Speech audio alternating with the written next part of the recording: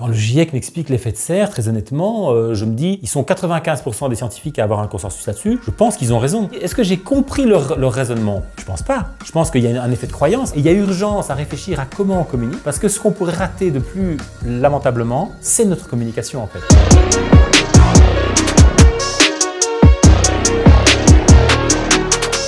Thomas, bienvenue à toi sur cette chaîne qui s'appelle Limite. Comment tu vas? Très bien. Ravi de t'avoir.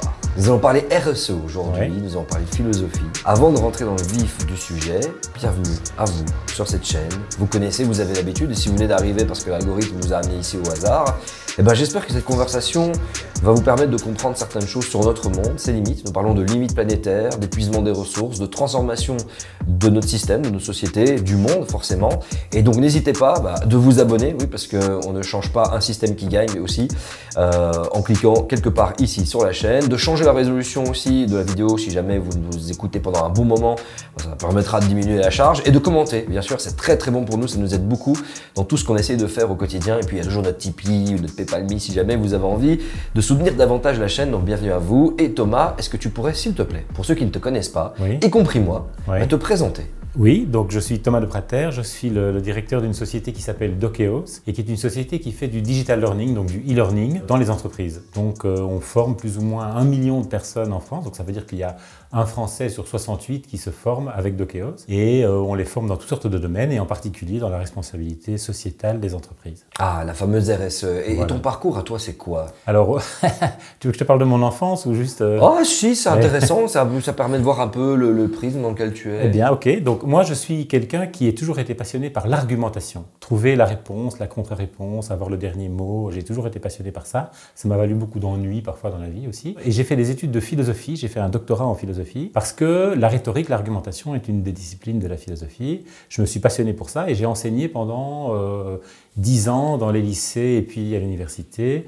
L'argumentation. Ah, c'est toute l'histoire et c'est tout l'adage des limites planétaires, l'argumentation. Exactement. Oui. Mieux il est amené, plus il est fourni, plus il est travaillé et plus on arrive à rallier des personnes dans la cause. Et plus il est dans tous les sens et plus c'est l'effet inverse, c'est l'opposé. On veut fuir, on veut courir. Oui, exactement. En fait, moi, mon principal sujet, pour aller droit au but, c'est que l'argumentation dans le domaine des limites planétaires marche si mal. J'ai toujours pas fini de comprendre pourquoi, mais mon os à ronger pour le moment, c'est ça. Si tu veux, en gros, moi j'ai découvert les limites planétaires dans les années 2010. J'ai compris qu'il y avait un problème, que nous en étions la cause, que nous avions les solutions, et je me suis dit, ça va, c'est un problème rationnel, donc il y a un problème, on sait qu'on en est la cause, on sait comment mitiger d'une part et puis réduire d'autre part. Et donc la science, l'argumentation, la politique, l'État, les entreprises, les citoyens, tout le monde va comprendre comme moi. Et en 2015, ce sera réglé, tout le monde aura compris que c'est une cause commune et tout ira bien. Mais on en est loin. On est très loin de ça et pour toutes sortes de raisons qui sont très mystérieuses et qui sont mon sujet d'étude en fait. Pourquoi l'argumentation marche si mal? Elle marche pas tout à fait pas, mais elle marche très très mal dans le domaine du climat.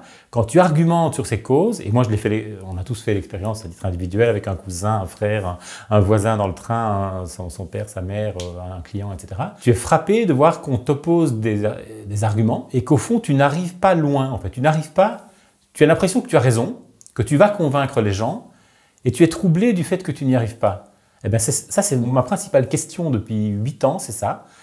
Et j'ai essayé de réfléchir à ça. Eh bien, on va creuser ça par la suite. C'est très intéressant parce que forcément, il y a beaucoup de réactances. Le changement climatique, plein de gens veulent faire quelque chose et à la fois, lorsque on montre un petit peu le prix que ça coûte de faire quelque chose, et justement, c'est ça qui est intéressant, c'est le terme qui est utilisé, à quel prix. Là, généralement, il y a un blocage. On se dit, ah non, ça, on n'y touche pas. On commence à rentrer dans la négociation. Donc, on va creuser ça tout doucement. Mais d'abord, moi, ça m'intéresse parce que forcément, l'argumentation est un point important, notamment pour la RSE, donc la responsabilité sociétale des entreprises. Ça fait combien de temps maintenant aujourd'hui qu'on parle de RSE dans les entreprises?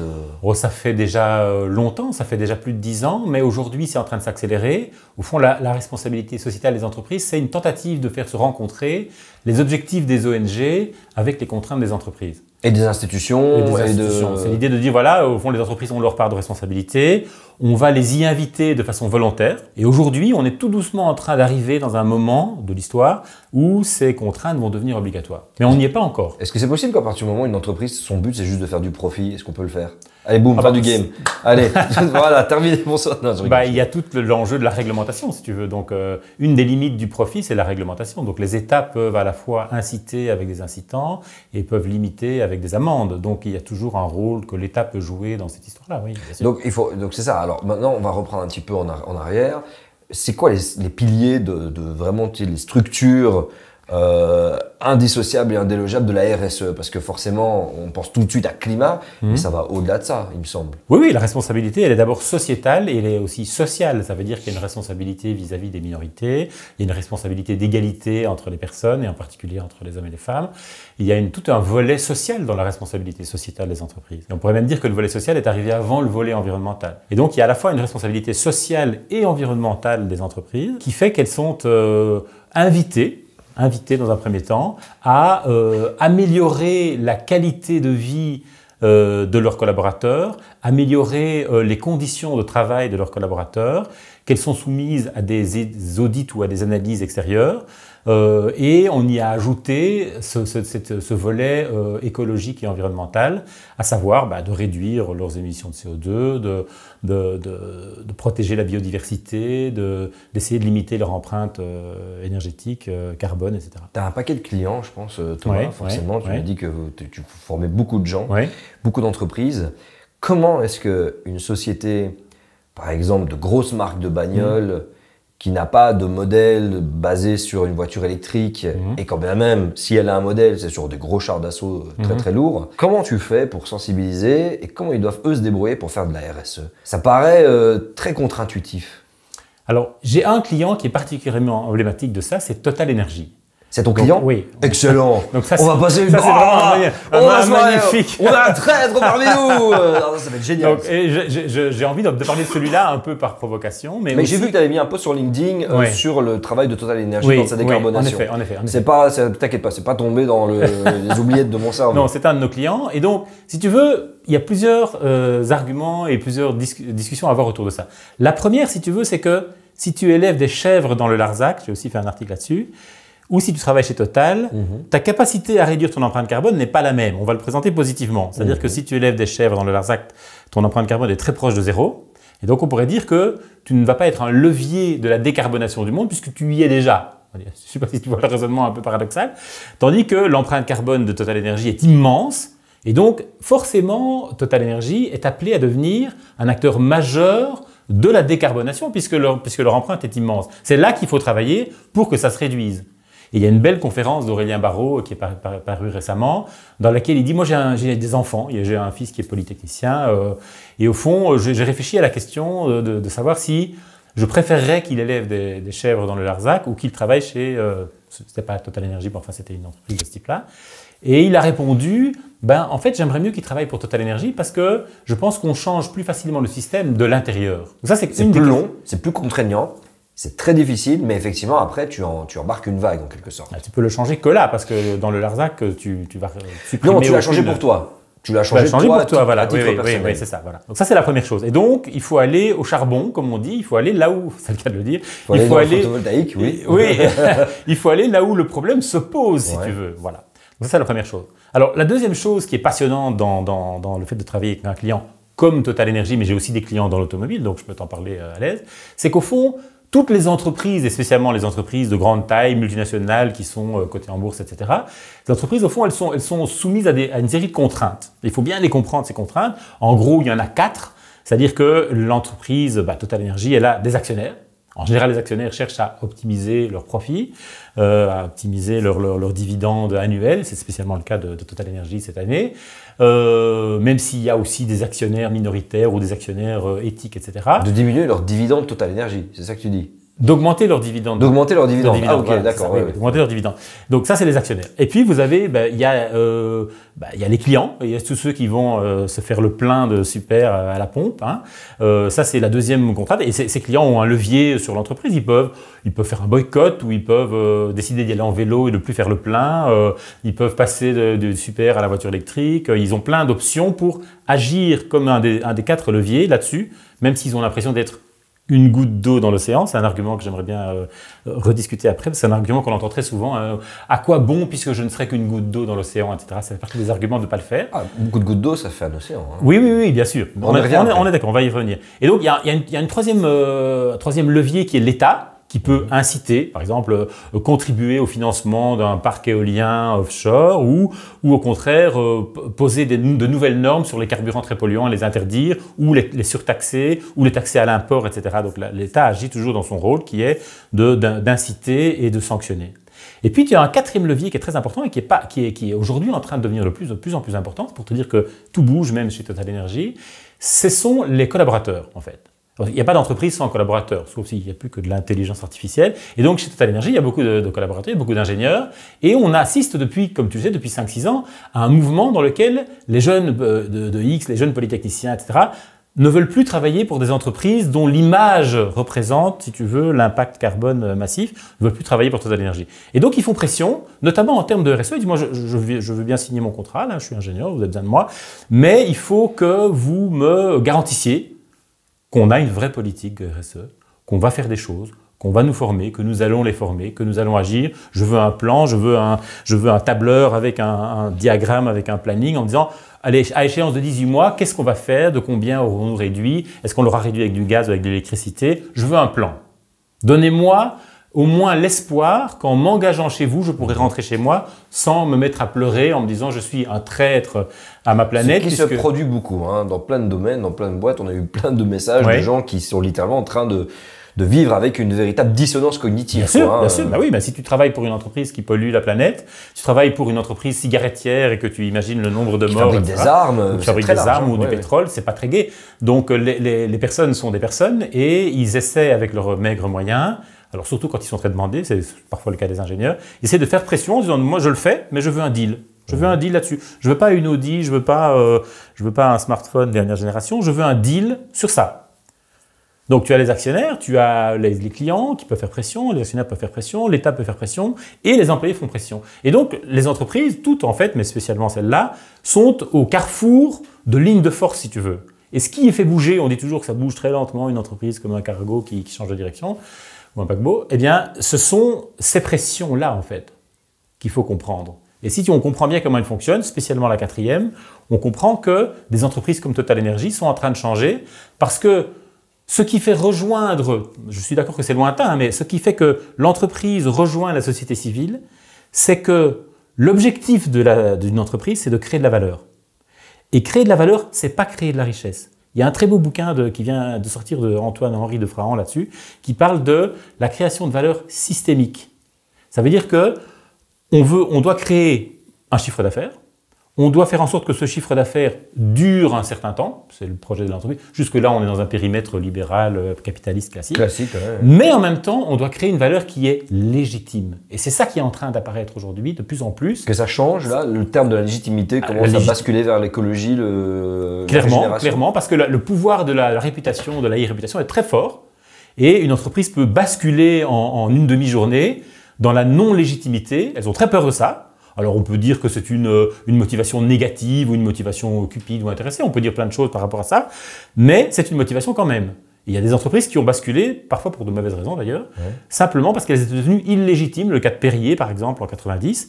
Perrier, tout d'un coup on a découvert des micro-traces de benzène, donc de pétrole dans l'eau de Perrier, et son chiffre d'affaires a été divisé par 2 en un an. Volkswagen a menti. Volkswagen avec le CO2, le trucage des tests de pollution. Mais ils en vendent toujours. Ça oui, régulé, parfois ça ne marche râlé. pas. Parfois ça ne marche pas. Il y a alors ça, on y reviendra tout à l'heure si on a le temps de parler d'argumentation. Bien sûr. Il y a des secteurs dans lesquels les gens disent ma bagnole, c'est ma bagnole. On ne discute pas, même si c'est dégueulasse. Les villes et le monde, et en tout cas notre manière d'aller travailler, est construite autour de la voiture. Donc j'imagine que c'est vraiment la chose, et je comprends aujourd'hui que c'est la chose dont les gens ont le plus difficile à se détacher, surtout s'ils vivent en dehors des villes et qu'ils doivent travailler ailleurs. Par contre, se passer d'eau pétillante, c'est beaucoup plus facile. Bien sûr, ça clairement. Du coup, c'est plus fragile. Passer une autre. Voilà. Mais alors, du coup, quand toi tu travailles avec des gens comme Total, sur lequel, j'imagine, tu travailles sur cette communication de la RSE, parce que faut le dire, les mecs sont attaqués, les mecs sont défoncés, y compris par moi. Je suis le premier à les défoncer. Je t'enverrai des vidéos. Ah oui, clairement, et je ne les laisse pas partir, et je ne les laisserai pas.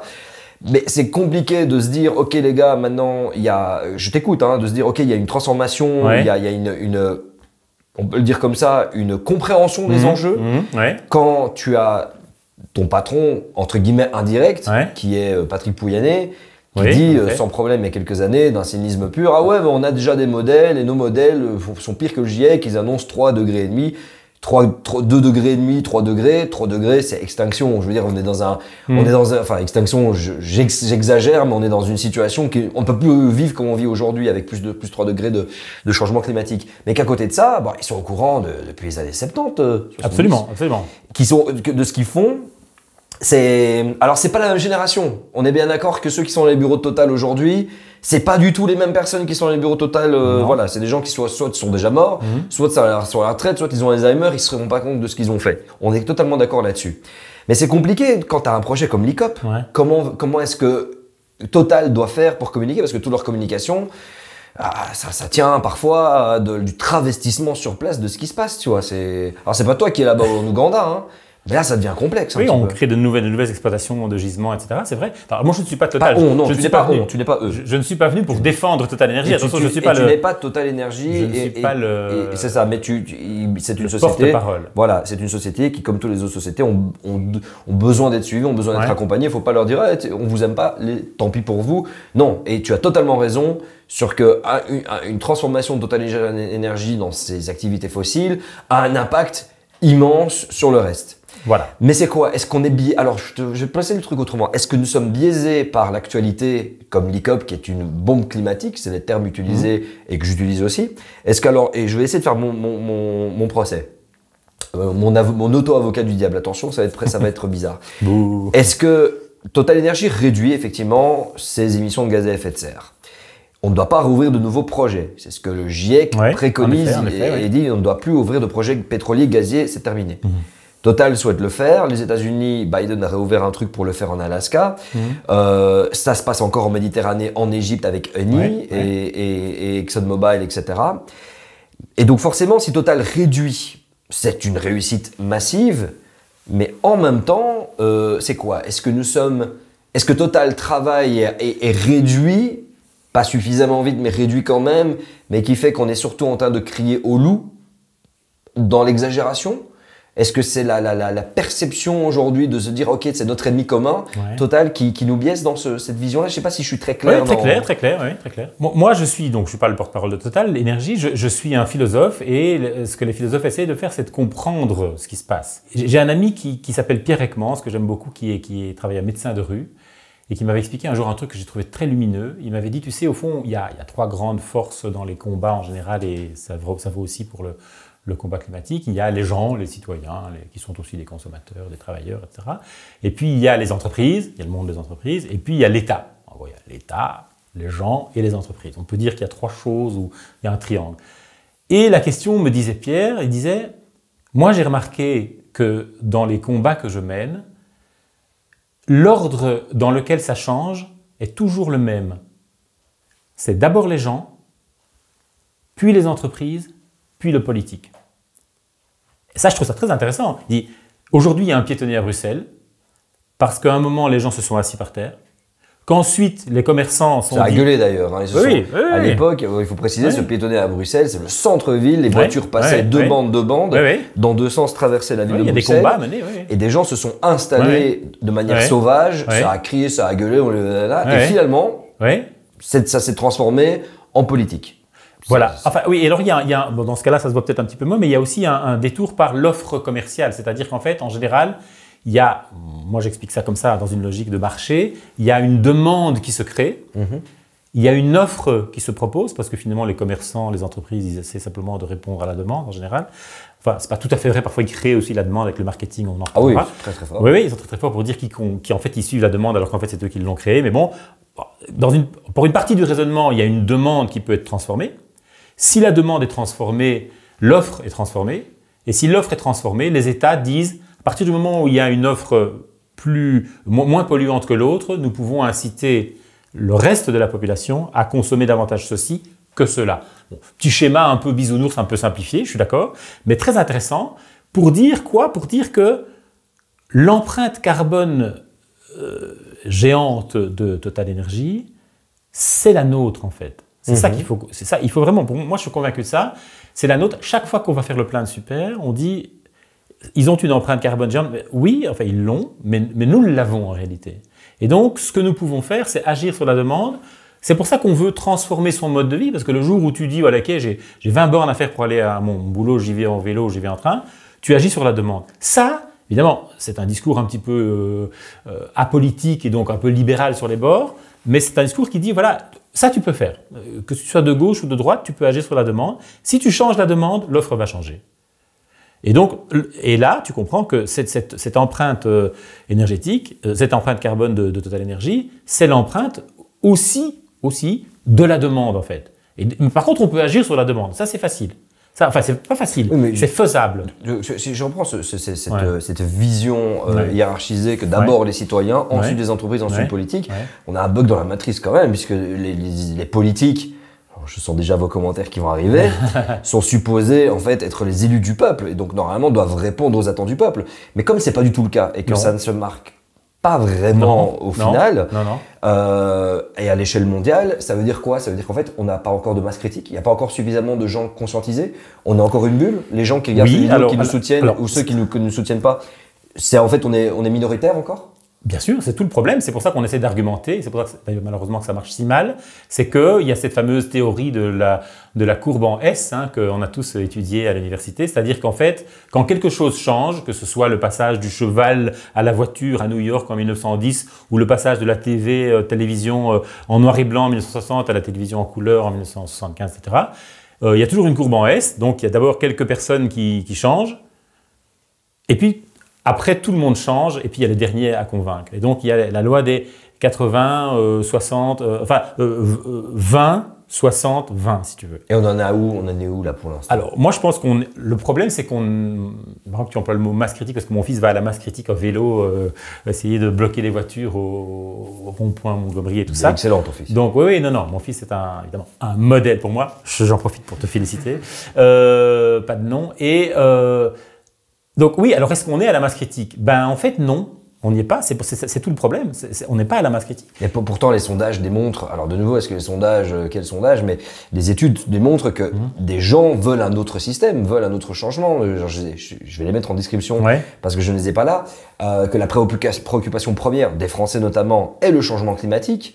Mais alors ça veut dire quoi? Ça veut dire que c'est une méconnaissance des sujets environnementaux et dans ce qu'il découle comme résultante, comme problème, comme changement de vie. C'est une incompréhension, en fait. C'est quoi? C'est une vision du changement climatique, de l'écologie, de l'environnement, de la biodiversité, qui est un construit du genre ah tiens oui bon ça risque d'être un peu difficile pour ci et pour ça mais ça va pas être drastique, ou c'est bizarre, on dirait qu'il y a quelque chose là-dedans dans tout cet algorithme, dans tout ce calcul, on dirait qu'il y a quelque chose qui ne tient pas la route. Oui. Eh ben, essayons de le préciser. Moi je pense qu'il y a plusieurs problèmes. Le premier problème, c'est que c'est difficile à comprendre. Notamment l'aspect quantitatif. Jean-Marc Jancovici insiste toujours là-dessus. Donc tu as des gens qui te disent je prends 4 fois l'avion par an parce que j'aime bien aller au Pérou, à New York, à Tokyo et aux Seychelles. Parce qu'on me le montre à la télévision, dans les publicités. Mais je bois du jus de pomme local, donc ça va. Ah oui, donc ça c'est le fait de se déculpabiliser. Ouais, oui, c'est pas. Oui, alors il y a l'aspect culpabilité, puis il y a l'aspect les ordres de grandeur. Voilà, boire du jus de pomme bio et faire 30 000 km en avion par an, ça ne fonctionne pas. Mais c'est difficile à comprendre, tout le monde n'est pas scientifique, tout le monde n'est pas polytechnicien, donc c'est difficile à comprendre. Vraiment, les gens ne comprennent pas scientifiquement pourquoi ça ne va pas de boire du jus de pomme bio et de 34 fois par an. Donc ça, c'est un problème de compréhension. Deuxième problème, c'est que il y a un problème de créativité. Il y a beaucoup de gens qui disent, moi, j'aimerais bien qu'on m'interdise de faire ceci, parce qu'alors tout le monde cesserait de le faire, et ce serait bien. Moi, je suis pour qu'un État qui commence à nous interdire des trucs. Mais tant qu'on ne me l'interdit pas, je ne vois vraiment pas comment faire autrement. Donc les gens ont envie que ça change, mais ils ne sont pas suffisamment créatifs, ou ils aiment pas, si tu veux, ce jeu du danger que moi j'aime bien. Moi je me considère comme un early adopter, un pionnier. Par exemple, l'hiver dernier, j'ai coupé l'arrivée du gaz et je me suis acheté un poêle à bois, etc. Du coup, j'ai tout le temps trop froid, trop chaud, c'est pas très marrant à vrai dire. Mais j'adore essayer. Si tu expérimentes. J'adore expérimenter. Je suis allé en vélo à Casablanca, plus train, plus bus. On était resté bloqué à 2 h du matin parce que le bus voulait pas prendre nos vélos. C'était le bordel. Mais j'adore ça. Mais les gens n'aiment pas le réel en fait. Expérimenter. C'est difficile. Parce tu prends pas l'avion pour aller à Casablanca, c'est compliqué quoi. C'est compliqué. Moi je l'ai fait, j'aime bien. Mais moi, c'est parce que mon jeu, c'est de me mettre en danger. Moi, j'aime le danger. Si je pouvais, je m'accrocherais à l'arrière des trains, tu vois, comme je vois parfois des mecs qui font… En Inde et tout, Oui, bien sûr. parce que j'aime bien le danger. Mais les gens n'aiment pas tellement le danger. Donc, ils disent, bah écoutez, oui, dans l'absolu, il faudrait arrêter le gaz, le pétrole, le machin. Mais c'est compliqué, quoi. Et on ne nous aide pas à aider la planète. Bah alors c'est ça, donc en fait c'est un peu le chien qui mord sa queue, on est dans une sorte de paradoxe. C'est pas un paradoxe. C'est intéressant parce que j'essaie de me retransposer dans ce que tu dis avant que nous fassions le média limite et avant que je sois éveillé à ces questions-là. Et je m'étais dit, si c'était aussi grave, je pourrais pas continuer à faire ça. Si j'ai les moyens d'avoir une grosse cylindrée, si je peux tout de suite aller prendre, si je veux mon petit déjeuner à New York et prendre ensuite l'avion Los Angeles et aller à Tokyo. Que le monde s'offre à moi à partir du moment où j'ai les moyens. Mais si c'était autant la merde que ça, je ne pourrais pas le faire. Et donc c'est pour ça qu'à l'époque, je me suis dit, bon bah j'arrêterai de le faire le jour où ils décideront qu'on ne puisse plus le faire, parce que là ça voudra vraiment dire que c'est une problématique. Donc effectivement, on a encore tellement de liberté individuelle, tellement de possibilités illimitées. De polluer, de détruire. Exactement. Et c'est là que ça m'amène sur un truc, c'est quoi en fait le politique, il attend juste d'être élu et de se dire tranquille, je veux tranquillement être élu. Les entreprises, bon bah ils font toujours du profit. En fait, on a l'impression que on est un peu comme un poisson rouge, tu vois, en quelque sorte. Que notre mémoire, elle fait que se raccourcir et qu'on ne capte pas ça. Et alors aujourd'hui, je termine ma question, je termine un petit peu, voilà. En ayant compris ces problématiques, je comprends dans quelle situation je pouvais être et ma manière de voir le monde où je me suis toujours dit, je suis né dans un monde où il y a des lois. Je suis né dans un monde et j'ai vécu dans un monde où je dois respecter les institutions dans lesquelles je suis obligé de participer, l'école, etc., etc. Eh ben, s'il y a une crise écologique qui menace l'habitabilité de la Terre et notre viabilité et notre avenir, bah forcément, ça voudrait dire qu'on ne pourrait plus faire tout ça. Ce qui veut dire que si on peut toujours se le permettre, c'est que c'est pas vraiment la merde. Donc, au final, c'est que tant qu'il n'y a pas une institution qui nous oblige à, on n'estimera pas que c'est légitime. La responsabilité sociétale des entreprises, c'est de réussir à convaincre les personnes qui sont dedans, qui ne sont pas des entreprises, mais des personnes, et qui, comme tu le dis, ont un tas d'arguments pour dire « je suis d'accord avec l'idée, mais je le fais quand même pas ». En fait, le combat climatique a un petit peu changé. Au début, les gens disaient « ce n'est pas vrai ». Et aujourd'hui, ils disent « c'est vrai, mais… ». C'est vrai, mais. Alors, après le mais, il y a un… c'est pas à moi de le faire. C'est aux Chinois. C'est aux Chinois ou au gouvernement ou à Total Energy. 2, ce serait une goutte d'eau dans l'océan, agir tout seul ne servirait à rien. 3, finalement tout ça, ça me culpabilise tellement que ça me rend totalement immobile. 4, il y a des situations dans lesquelles on est bien obligé de, etc. Et en fait, moi, c'est ça qui m'intéresse. Le cœur de mon objet d'étude, c'est l'argumentation. Tout ça, c'est des arguments, en fait. Goutte d'eau dans l'océan, on me culpabilise, c'est pas à moi de le faire, il faudrait commencer par ceci plutôt que cela. C'est un réactant, ça. C'est parce qu'on touche à notre identité, à qui on est, à comment on vit. Et on a un mécanisme de défense. Tu penses pas que c'est… Alors, il y a plusieurs choses. Il y a un mécanisme de défense, ça c'est l'aspect psychologique. Il y a aussi le fait que c'est difficile à comprendre, c'est un aspect intellectuel, c'est une science, il faudrait faire des statistiques, etc. C'est difficile à comprendre ce sujet oui, et puis climatique. Toute personne qui vient, enfin ça dépend de ton milieu socio-économique aussi, c'est pas donné à tout le monde d'avoir cette compréhension-là. Je veux dire, en espérant que tu as des parents érudits un petit peu ou que tu aies fait un minimum d'études, ça veut pas dire que de ne pas avoir fait d'études veut dire qu'on ne peut pas comprendre ça, hein, c'est pas ça. Mais tes préoccupations sont différentes hein, lorsque tu dois aller travailler à la chaîne et tout ça. Oui, il y a aussi un raisonnement quantitatif, boire du jus de pomme versus prendre l'avion. Il y en a un qui va supprimer 10 grammes et l'autre qui va augmenter de 1000 grammes. Il faut connaître ces échelles de valeur. C'est très scientifique en fait, tout le monde ne comprend pas. Même le climat, si tu y réfléchis, moi qui ai fait des études, j'ai fait un doctorat, si je lis les arguments du GIEC, au fond, est-ce que je crois que le GIEC a raison ou est-ce que j'ai compris son raisonnement? Quand le GIEC m'explique l'effet de serre, très honnêtement, je me dis, ils sont 95% des scientifiques à avoir un consensus là-dessus, je pense qu'ils ont raison. Est-ce que j'ai compris leur raisonnement? Je pense pas. Je pense qu'il y a un effet de croyance. Alors, le problème, c'est que quand il y a un effet de croyance d'un côté, il peut y avoir un effet de croyance de l'autre côté. Notre monde est un effet de croyance. Oui, donc il y a plein de croyances, donc c'est pas si simple. Et en tout cas, moi, aujourd'hui, où la plupart des gens sont convaincus qu'il y a un problème, mais ne pensent pas que c'est à eux de le changer, on est face à un problème où on a en fait 2 options fondamentales. La première option, c'est d'essayer d'argumenter pour les faire changer. Et moi, j'ai fait ça de 2015 à 2021, et au fond, ça ne marche pas très bien. Est-ce qu'il y a des gens chez qui ça a marché? Oui, il y a une partie des gens avec chez qui ça marche, mais aujourd'hui, j'ai l'impression qu'on a 80% des gens qui sont convaincus qu'il y a un problème, mais qui n'ont pas vraiment qui ne se voient pas en responsabilité de le régler, si tu veux. Et donc, qu'est-ce qu'on va faire par rapport à ça? Donc, notre problème, il n'est pas tellement scientifique, parce que la science, on la connaît en fait. Notre problème, il est vraiment d'ordre sociologique, c'est-à-dire quel discours on va trouver pour convaincre. Le discours d'adhésion. Le discours d'adhésion. Et là, on a plein de tout le monde. Alors, on parle des comment est-ce qu'on va emmener avec nous la majorité de la population, parce qu'on en a besoin de l'emmener avec nous. Et il y a des exemples dans l'histoire. Tu peux prendre des exemples très simples comme la sécurité routière, convaincre les gens de rouler moins vite, le tabac, convaincre les gens de moins fumer, ou des situations plus compliquées, améliorer les relations entre les gens ou les relations hommes-femmes. C'est beaucoup plus compliqué que ralentir sur l'autoroute, évidemment. Ralentir sur l'autoroute, c'est une action ponctuelle. Et on sait que dans les messages de sécurité routière, on communique négativement. On montre des gens blessés, tes enfants sont morts, ta femme est morte, etc. Tout le monde est amputé. Est-ce que tu ne ferais pas mieux de rouler moins vite? Et les gens ralentissent. Sur des paquets de cigarettes, on montre que tu as une trachéotomie, qu'on t'a amputé des doigts, etc. Tu pourrais fumer un petit peu moins. Ça peut marcher. Sur le discours climatique, il y a eu récemment des études qui ont dit qu'il vaudrait mieux communiquer de façon positive que de façon négative. Donc pas dire attention les gars, on va dans le mur, mais regardez tout ce que nous pourrions faire ensemble qui serait merveilleux pour faire la transition. C'est un peu le sens du bouquin de Jeremy Rifkin sur la résilience que je trouve assez génial, où il dit on parle de décroissance.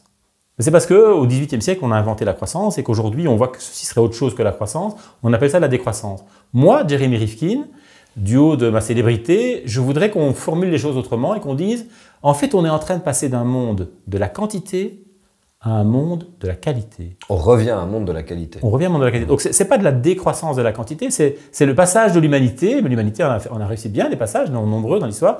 Elle va passer de la quantité à la qualité. Ça veut dire, au lieu d'aller faire du jet ski à Dubaï, on va faire du vélo à Durbuy. Il y aura moins de quantité de kilomètres dépensés, moins de quantité. On va acheter 4-5 vélos. Oui, d'occasion, etc. Voilà, ouais. Mais ça va être formidable parce qu'on aura créé du lien, etc. Donc ça fonctionne. Le problème, c'est que moi qui suis je me considère comme un grand argumentateur, je voudrais vraiment, je voudrais vraiment prendre acte de mon échec à argumenter là-dessus et réfléchir par rapport à ça. C'est le sens. Parce que tu as estimé avoir échoué de discuter avec les autres. J'ai discuté avec plein de gens. D'ailleurs, je demande pardon à tous ceux que j'ai utilisés comme Kobe pour essayer de fourguer mes arguments. T'inquiète, je l'ai fait aussi avant de lancer les limites. Il fallait bien tester un petit peu. Ouais, et ça a marché très peu. Et donc, je me dis aujourd'hui, j'ai peut-être fait fausse route. Et il y a urgence à réfléchir à comment on communique. Parce que ce qu'on pourrait rater de plus lamentablement, c'est notre communication en fait. Alors, revenons un petit peu, c'est difficile de devoir argumenter. Alors effectivement, la décroissance, dans la sémantique du mot décroissance, ça fait beaucoup dresser les poils. On est tous dans un monde où on pense à évoluer. Et notre construit est basé sur une ligne du temps. Donc forcément, quand tu dis « Ah tiens le Moyen-Âge, ah tiens la préhistoire », tu imagines une ligne du temps, donc tu imagines quelque chose qui part de temps sombres à de temps heureux comme ceux que nous vivons aujourd'hui. Et il faut le dire, on vit une période, mais qui est une période incroyable dans l'histoire de l'humanité. Oui, une période de transition absolue. Et voilà, c'est une période merveilleuse où nous sommes devenus des dieux. On peut le dire, vraiment, on peut le dire comme ça, puisque agir sur le monde. Moi, je pense que la plus grosse expérience de cette élucubration de l'humanité que j'ai pu vivre moi personnellement, et ça va permettre d'illustrer mon propos, c'est que j'étais dans un avion 0G pour une marque de bière quand j'étais encore influenceur de merde. Il fallait que je le rajoute.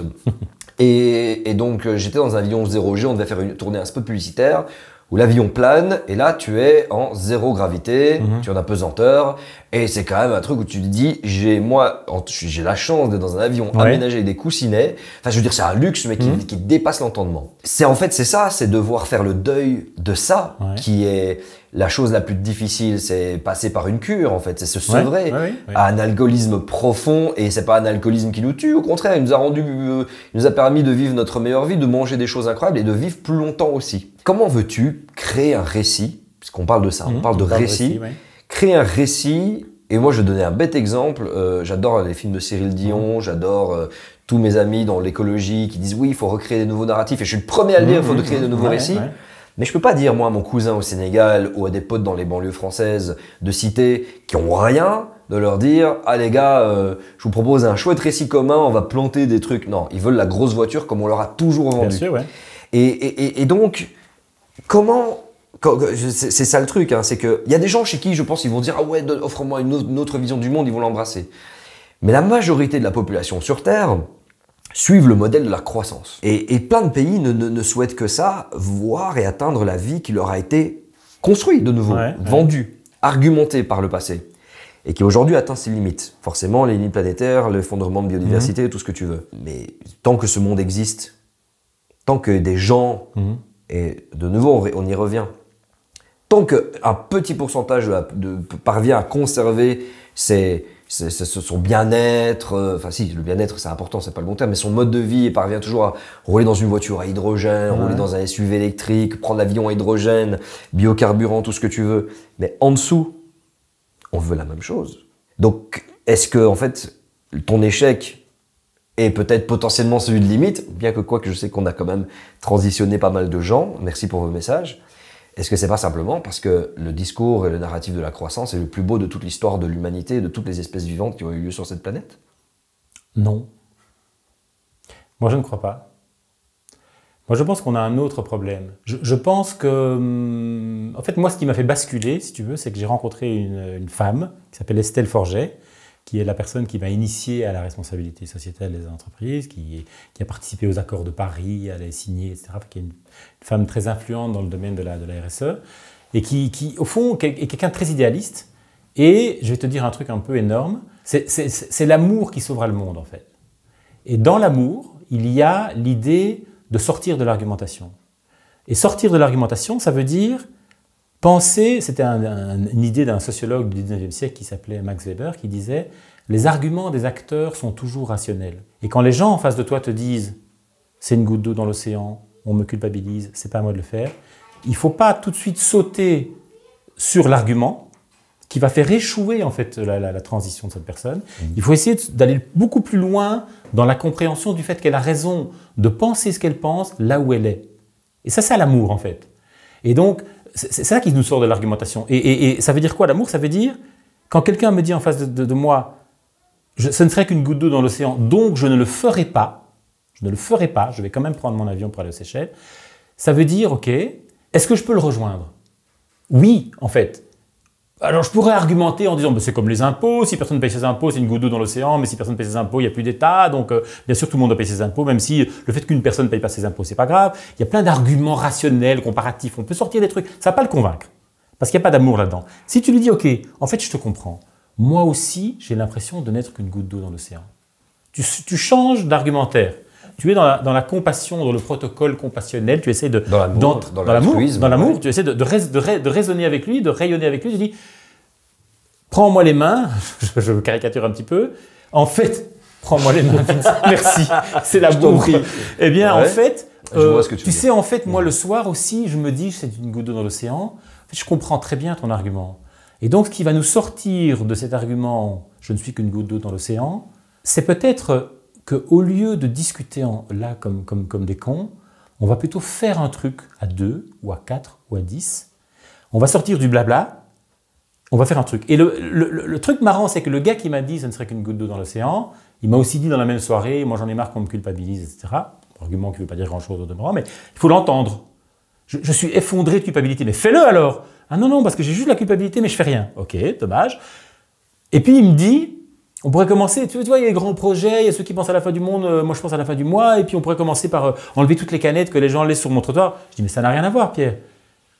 Pourquoi j'ai dit ça n'a rien à voir? C'est un argument en fait. J'aurais dit, t'as raison, on va aller ramasser les canettes qui sont sur ton trottoir, parce qu'au moins on aurait fait quelque chose. Tu vois? Et donc, dire les arguments des acteurs sont toujours rationnels, autrui a raison de penser ce qu'il pense, donner de l'amour aux gens qui ne sont pas d'accord avec nous, pour moi, ça peut être complètement mystique comme discours. En fait, bisounours. Ou bisounours, oui, mais ça à mon avis, ça n'est ni l'un ni l'autre. Si on ne fait pas ça, on ne les rejoindra pas. Et je pense que même, ce sera pire, on va créer de la guerre, de la dissension, on va créer la guerre civile. Si on ne fait qu'argumenter pour emporter les gens avec nous, on va créer du conflit partout. Et on ne les aura pas avec nous. C'est ironique de la part d'un homme qui adore argumenter. Mais oui, parce que cette crise aura eu ceci au moins de salutaire sur moi, que je suis sorti de l'argumentation. Je me suis rendu compte que l'argumentation ne nous sauvera pas en fait. Parce que j'ai échoué pendant 6 ans et qu'Estelle Forget m'a convaincu de passer à autre chose. Et qu'est-ce qu'on fait dans notre RSE à nous? On bourre pas le mou des gens en leur disant tu dois faire ceci, tu dois faire cela. On essaie de faire des projets avec eux. Je donne un exemple de projet.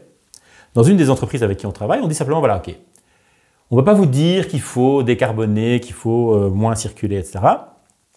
Mais on va voir dans quelle mesure on va analyser les différents types de solutions aux problèmes. Donc, dans une entreprise, on a un siège à Bruxelles et un siège à Vienne.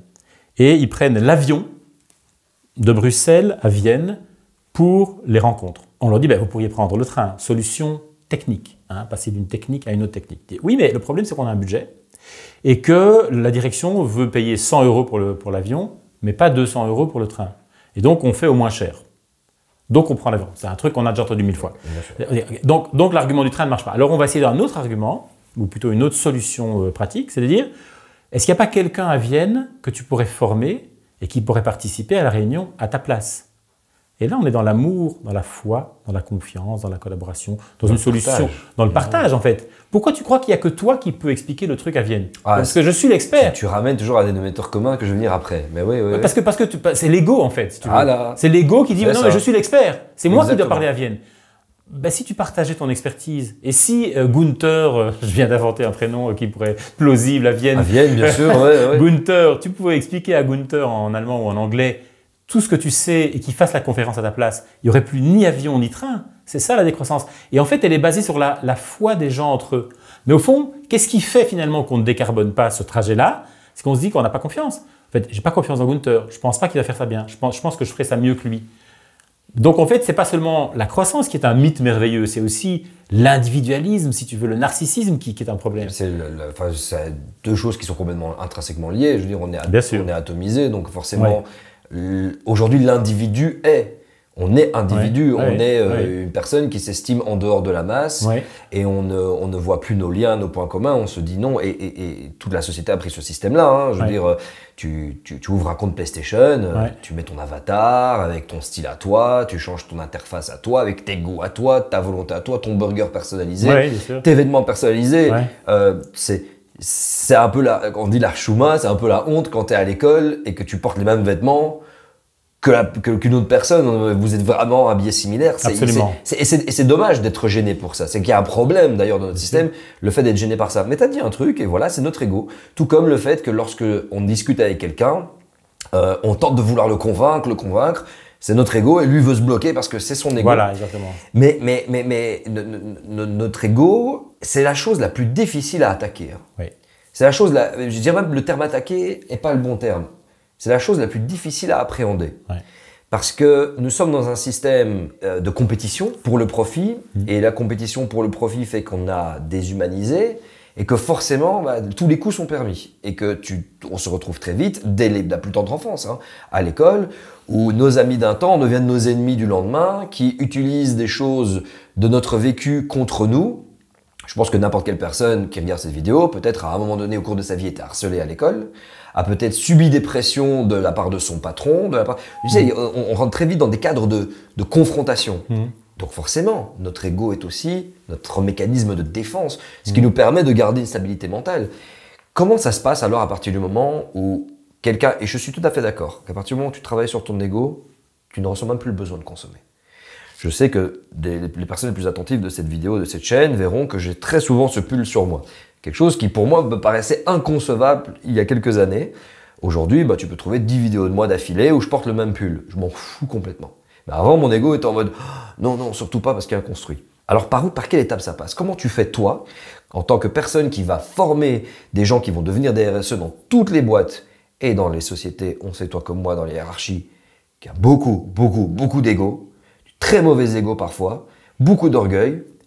Comment ça marche? Moi, j'ai été, quand j'étais petit, à l'école non directive, à l'école Montessori, si tu veux. Encore. Ah, Montessori, oui. Ok. Et ce que dit Maria Montessori, c'est que pour que les enfants apprennent, il faut bâillonner l'instituteur ou l'institutrice. C'est-à-dire qu'en fait, l'expérience, c'est que les Anglais ont deux mots pour l'expérience, experience and experiment. On peut faire une expérience où on peut vraiment œuvrer à mener une experiment, c'est-à-dire vraiment faire une action de vérification. Donc l'idée de bâillonner, c'est pour dire taire en fait, faire taire l'instituteur ou l'institutrice, c'est pour dire il y a des choses qui s'apprennent par l'expérience et pas par la parole. C'est difficile à défendre dans une chaîne de Non, pas du tout, parce que vidéos. Je pense qu'il y a des gens qui sont peut-être parents et qui ont un ado. Oui, voilà. Et en fait, on parle beaucoup trop, on argumente, Et ce que nous faisons dans les entreprises, c'est faire des choses en fait. Si tu prends par exemple un argumentaire sur le steak versus la salade végétarienne, tu peux débattre toute une soirée avec un gars qui dit oui mais quand même l'entrecôte, poivre vert, etc. Et l'autre qui dit mais non, la salade bio, saupoudrée avec du jalapeno, etc. C'est délicieux. Tu vas discuter pendant une soirée, mais tu vas faire que t'engueuler et personne ne va changer d'avis en fait là-dedans. Si tu invites les gens à un repas végétarien avec des légumes du jardin, mais fait par quelqu'un qui sait vraiment cuisiner, qui fait des chips de menthe, etc. Parce que c'est un art évidemment. Moi j'ai fait cette expérience récemment, c'était tellement délicieux que je pense un tiers des gens ont changé d'avis sur le végétarisme. Et donc, il faut mettre de l'art, il faut mettre de la qualité, de l'expérience, du silence, de l'amour, de l'expérience partagée. Dans une autre entreprise, on fait une action RSE qui marche super bien. On leur a dit qu'on allait apprendre à mesurer avec des caméras infrarouges la quantité d'énergie perdue du fait de la mauvaise isolation du bâtiment. Donc on leur a appris à quantifier la quantité de CO2 qui s'en va du fait de la non-isolation des bâtiments. Puis on a fait isoler le bâtiment dans une journée au vert par les employés eux-mêmes. Ils se sont mis à coller des isolants et puis comme ils avaient appris à mesurer, ils ont remesuré avec les caméras thermiques combien ils avaient bien isolé et combien de tonnes de CO2 ils ont économisé pour l'année suivante. C'est tout à fait différent de faire appel à un sous-traitant pour le faire. Si tu l'as fait ensemble, je ne veux pas avoir l'air d'un bisounours, mais main dans la main, si tu veux, un peu dans un mode team building, que les gens ont vraiment collé ces panneaux ensemble, mesuré ensemble, fait un peu de science ou s'être initié à la science du calcul des émissions de radiation, etc. Après ça, ils sont transformés. Ça marche. Ils sont sortis de l'argumentation. Et dans cette histoire, il n'y a pas d'argumentation. Il n'y a que de l'action. Et donc, nous, notre projet, c'est la formation-action. On bourre pas le mot, on fait pas du blabla aux gens, on leur dit « Venez, on va faire un truc ensemble. Un repas végétarien, l'isolation d'un bâtiment, une promenade en vélo. » Ça transforme les gens. C'est une action collective, en intelligence collective, qui transforme durablement les mentalités des gens. Qui procure du bonheur. Qui procure énormément de bonheur. Voilà, et donc la rétention de l'information est encore plus... Voilà. C'est l'approche Cyril Dion, mais en action, si tu veux. On veut faire un film sur le bonheur, on crée du bonheur. Et quand tu fais ça avec Total Energy, qui est ton client, et d'autres, des marques de voitures, tu peux citer des marques ou pas? Alors, on travaille avec un de nos clients qui s'appelle Novares, qui fait des pièces en plastique pour les automobiles. Ok, d'accord. Le plastique est dans tout, incroyable. Oui, oui.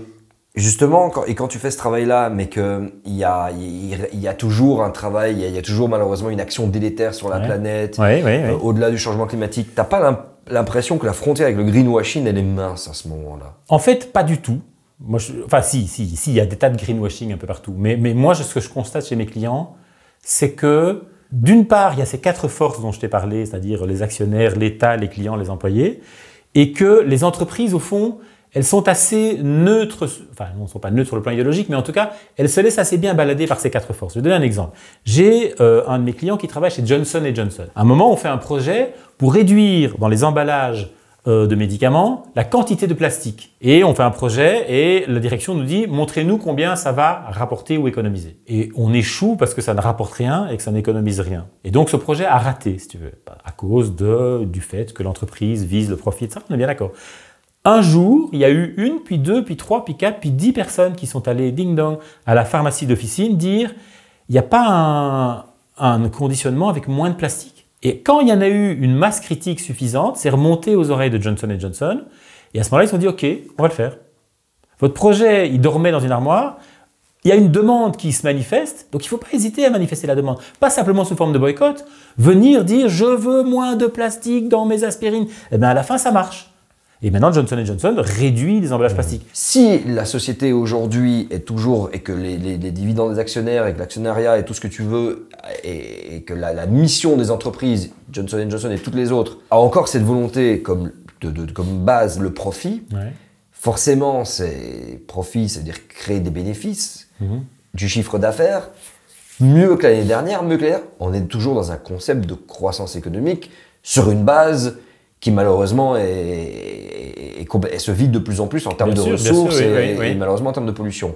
Est-ce que c'est une incohérence de se dire « Ok les gars, on veut faire du bien pour la planète, on veut avancer, évoluer », tout dépend de ton domaine, mais en gardant toujours comme tête de proue le profit? Alors, Ça, c'est évidemment vrai, c'est ce que Bruno Coleman a bien expliqué, et c'est vrai que c'est clair que Total Energy est complètement engagé dans cette logique-là, et cette logique-là, elle est destructrice, donc tout ça, c'est vrai. Maintenant, si on veut chercher les raisons d'espérer, elles sont d'abord dans les personnes, c'est-à-dire que dans une entreprise, il y a des personnes, ils ne sont pas toujours au sommet de la pyramide, mais il y a plein de gens qui ont envie de faire bouger les choses. Et il y a plein de gens formidables chez Johnson & Johnson, il y a plein de gens formidables chez Total Energy qui sont en train de réfléchir à tout ça et qui sont parfois des gens très intelligents, qui ont plein d'idées, qui sont créatifs et qui essayent dans les limites de tout ça de le faire changer. J'ai regardé l'interview que tu as fait de Laurent Lievens, très intéressant, qui a démissionné de la Louvain School of Management. Ben, c'est une action possible aussi, démissionner. Et je trouve qu'il a bien fait de démissionner d'ailleurs, parce que moi je connais un peu le programme de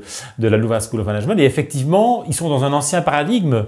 Donc il dit, ça sert à rien de former les gens à ce paradigme-là. C'est dans le paradigme actuel, c'est toujours le même. Oui, c'est toujours le même, mais c'est le paradigme des années 80, du néolibéralisme, des années Reagan en fait.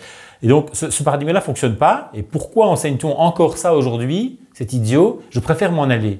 Ben, s'en aller, c'est une action, c'est peut-être une action salutaire, et c'est bien de le faire. Il y a des gens qui s'en vont, il y a la grande démission, il y a des gens qui ne veulent plus travailler pour ceci, des gens qui ne veulent plus travailler pour cela, il y a des gens qui à l'intérieur essaient de faire changer. Donc il y a plein de choses qui se passent. Et donc les entreprises, ce n'est pas un tout. Il y a une marque, mais à l'intérieur de la marque, il y a des lignes de force, il y a des conflits, il y a des combats, il y a des gens qui sont en train d'essayer de faire changer les choses de l'intérieur aussi. Qui est le plus difficile, hein. C'est plus difficile de changer les choses de l'intérieur. Moi, je fais partie de ceux qui sont barrés. Moi, je pense pas. C'est difficile, c'est plus long. Moi, je suis un pied dehors, un pied dedans. Je suis un fournisseur, en fait. Donc, finalement, je ne dépends pas que d'un seul client. Je peux toujours me disputer avec un client et ma vie continue. Donc, finalement, ma position est assez confortable. Oui. Alors, être dans ou en dehors du système, c'est une question très compliquée. On est toujours dans le système. Hein. Je suis sur YouTube. On est toujours dans le système. Voilà, oui, c'est ça. On n'en sort pas. Mais voilà, ce que je veux préciser par là, c'est une nouvelle génération qui vient et d'actionnaires, parce que voilà, quand je regarde les actionnaires de Total, à part Pierre Laroutureau qui est un des députés qui est actionnaire de Total, comme ça il a son petit mot à dire. Une stratégie. C'est une stratégie bien sûr pour être là dans l'intérieur et de pouvoir assister au conseil d'administration et tout ça. C'est que entre-temps, ils râlent, ils gueulent de fait de ne pas pouvoir accéder quand il y a des militants qui arrivent et qui veulent empêcher un vote, etc., etc. Mais ça veut dire qu'il y a toujours des gens qui ne pensent qu'à une seule chose, c'est de s'enrichir le plus possible. Alors, on ne connaît pas tous les actionnaires, t'as des petits comme des grands. Mais on imagine toujours assez bien que des gens qui sont des actionnaires des grosses boîtes et les plus gros décideurs qui ont les plus grosses parts, ce sont ceux déjà qui ont suffisamment de thunes, quoi, tu vois. Et est-ce qu'il y a cette réflexion, est-ce que tu discutes avec des gens de ce monde-là qui ont peut-être des investissements partout, à gauche, à droite, et qui gagnent déjà bien leur vie, qui ont déjà...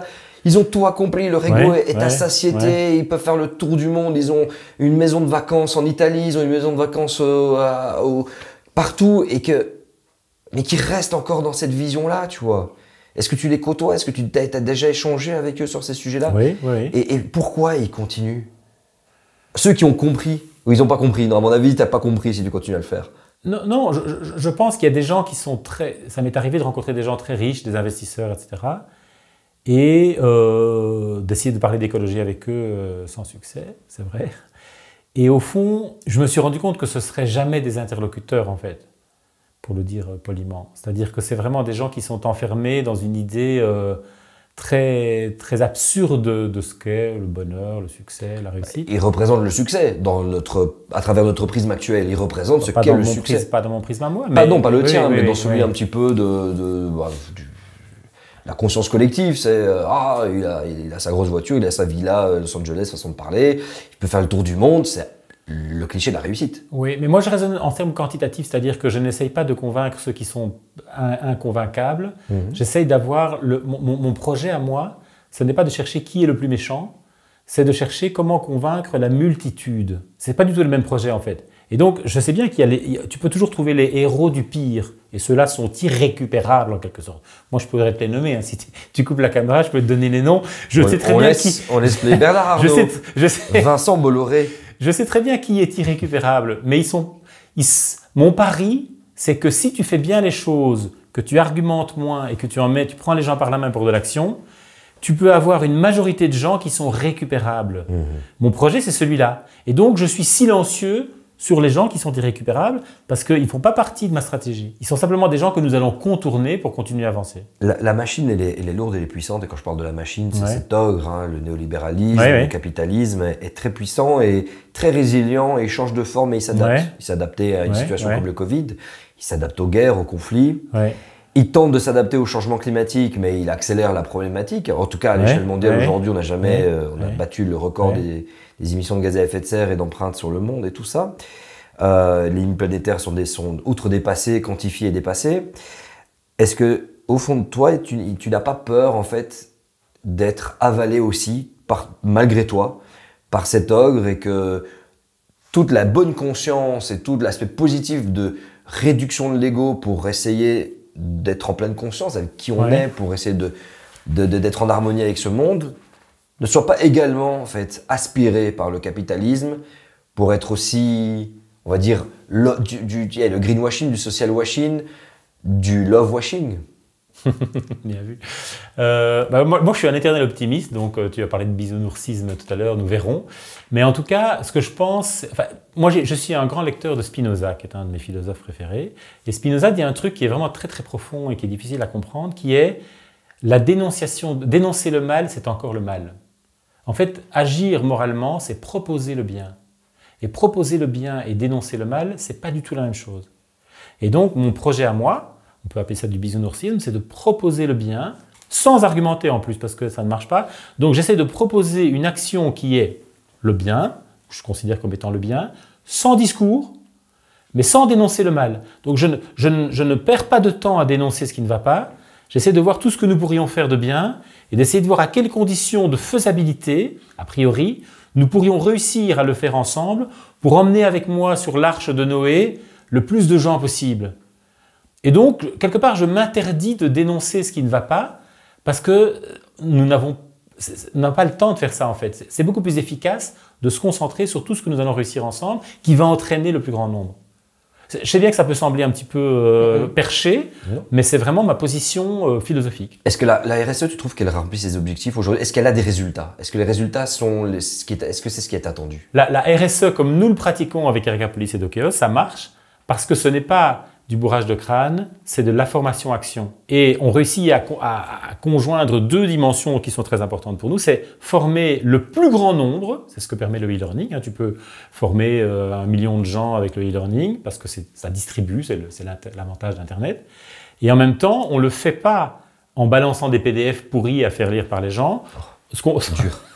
Dur. Ce qu'on fait, c'est qu'on forme des personnes relais dans chaque entreprise qui, elles, vont organiser un goûter végétarien ou une promenade en vélo ou l'isolation d'un bâtiment sur place. Donc c'est du blended learning. C'est-à-dire qu'en fait, on forme quelqu'un là-bas, mais pas dire aux gens, t'es dans ton casque, bon, je te parle. Non, c'est pas, tout le monde n'est pas à distance. Moi, je suis à distance de ma personne relais parce qu'il se trouve que je suis pas à Strasbourg avec mon client.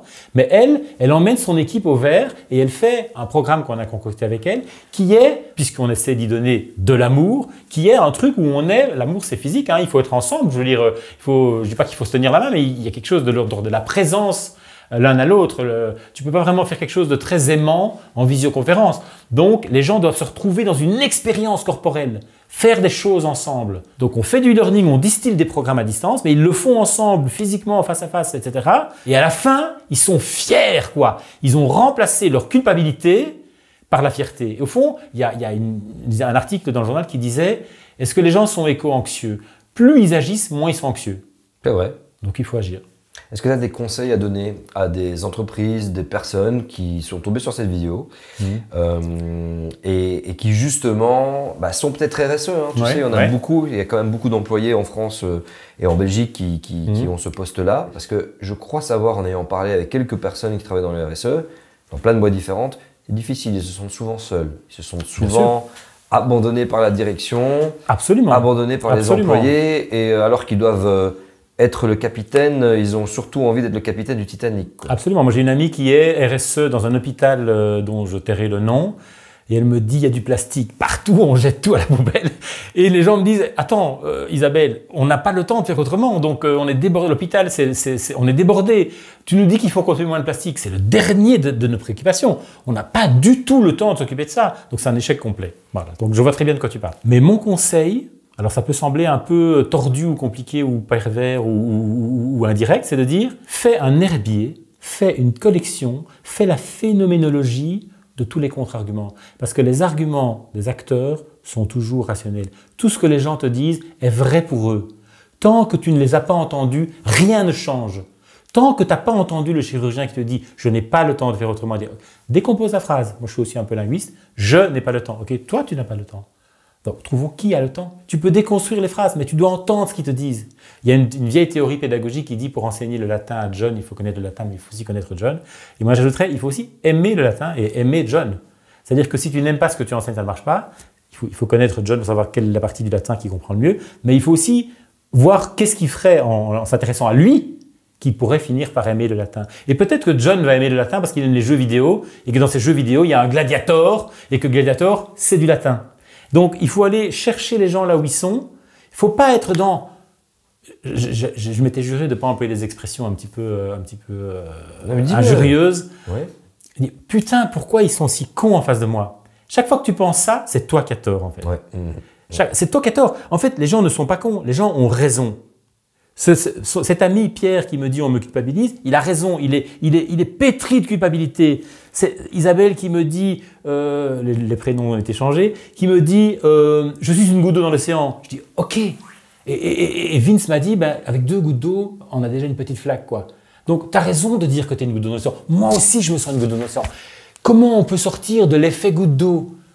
Pas en te disant tu as tort de penser que tu es une goutte d'eau dans l'océan, mais en faisant une action où on n'est plus une goutte d'eau. Et donc, les gens ont raison, il faut les écouter et il faut sortir du psychologisme qui est la pire des perversions pour moi, qui consiste à dire « moi, j'incarne la rationalité, puisque je suis super intelligent et que j'ai raison, et eux, j'entends leurs besoins, j'entends leurs douleurs, j'entends leurs émotions, mais la raison, c'est moi. » Tu as parlé comme un politicien, là. Oui. Tu as parlé comme un dirigeant, un président. Tout à fait. Oui, c'est horrible. J'entends les Français. J'entends la souffrance des Français, mais il faut quand même le faire. Donc, ça ne marche pas. Tant que tu es dans le psychologisme, il faut aller au-delà du psychologisme, qui est le philosophisme pour moi, qui est de dire le gars en face de moi, il a vraiment raison. Il a raison d'avoir peur de ses actionnaires. Il a raison de penser qu'il est une goutte d'eau dans l'océan. Il a raison de se sentir coupable. Il a raison même de dire c'est pas à moi de le faire. Oui, c'est pas à toi de le faire. Tout seul, c'est pas à toi de le faire. Mais peut-être qu'ensemble, c'est à nous de le faire. Il faut toujours écouter, ils ont vraiment raison. Et moi, je fais un herbier, une phénoménologie de tous les contre-arguments. Et ma nourriture spirituelle ou intellectuelle, c'est d'aller le plus loin possible dans la compréhension de ces gens qui sont en face de moi, qui sont mes alter ego, mes autres moi-même, et d'essayer de les rejoindre intellectuellement dans leur immobilité. Alors, je sais bien que je vais un peu vite pour dire ça, mais c'est la clé de notre avenir, en fait. Si on fait ça, les gens vont changer, en fait. Et ça, tu le vois quand tu as des enfants. Tu peux essayer de tirer sur l'herbe pour la faire pousser ou d'emmener tes enfants un peu plus à gauche, un peu plus à droite. Mais non, c'est pas ça que tu fais. Tu es émerveillé de ce qu'ils aiment. Tu voudrais qu'ils fassent du violon, mais malheureusement, ils préfèrent le rap. Et bien finalement... Heureusement. Heureusement. Flûte, j'aurais pas dit ça.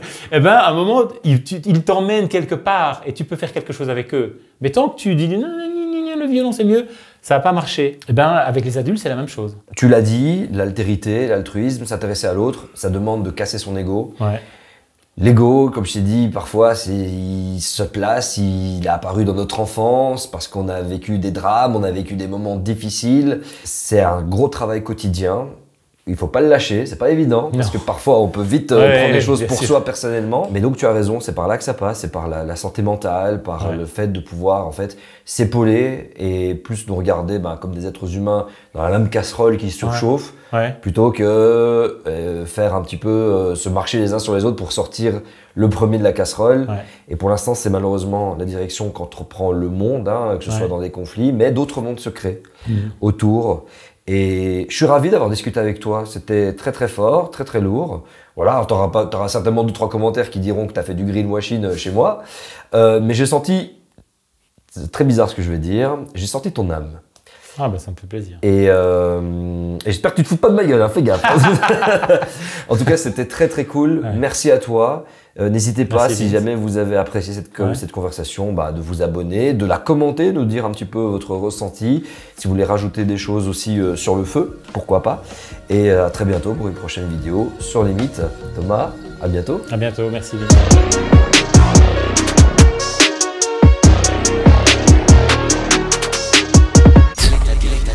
Quelle est ta définition du réel?